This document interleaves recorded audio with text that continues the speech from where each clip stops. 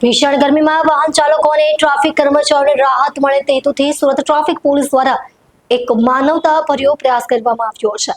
Traffic police region 1 વતી છાશ વિતરણ કાર્યક્રમનું આયોજન કરવામાં આવ્યું હતું। આ કાર્યક્રમ દરમિયાન સુરતના ડેપ્યુટી કમિશનર ઓફ પોલીસ પન્ના મોમયા ખાસ ઉપસ્થિત રહ્યા હતા અને તેઓ પણ જનસેવામાં સક્રિયપણે જોડાયા હતા। તેમણે પોતાના હસ્તે ટ્રાફિક સિગ્નલો પર ઉભેલા વાહન ચાલકો, રાહદારીઓ અને ટ્રાફિક કર્મચારીઓને ઠંડી છાશ આપીને સૌનું મન જીતી લીધું હતું।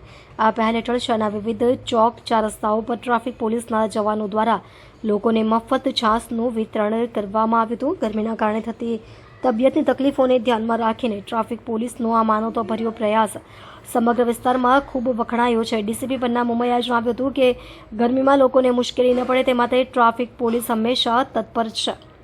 માત્ર ટ્રાફિક નિયમોનું પાલન કરાવવું જ નહીં પરંતુ સમાજ માટે આવી સેવાકીય પ્રવૃત્તિઓ પણ અમારી જવાબદારી છે। તેમણે અન્ય પોલીસ સ્ટેશનોને પણ આવા કાર્યક્રમો હાથ ધરવા પ્રોત્સાહિત કર્યા હતા। વાહન ચાલકોએ પણ ટ્રાફિક પોલીસના પ્રયાસની પ્રશંસા કરતા જણાવ્યું કે આવી ગરમીમાં સિગ્નલ પર થોડીવાર ઊભા રહેવું પણ મુશ્કેલ બને છે, ત્યારે પોલીસ દ્વારા ઠંડી છાશ મળવી એ રાહત આપનારી ક્ષણ છે। સુરત ટ્રાફિક પોલીસનું આ સરાહનીય કાર્ય શહેરભરમાં પ્રેરણારૂપ બની રહ્યું છે।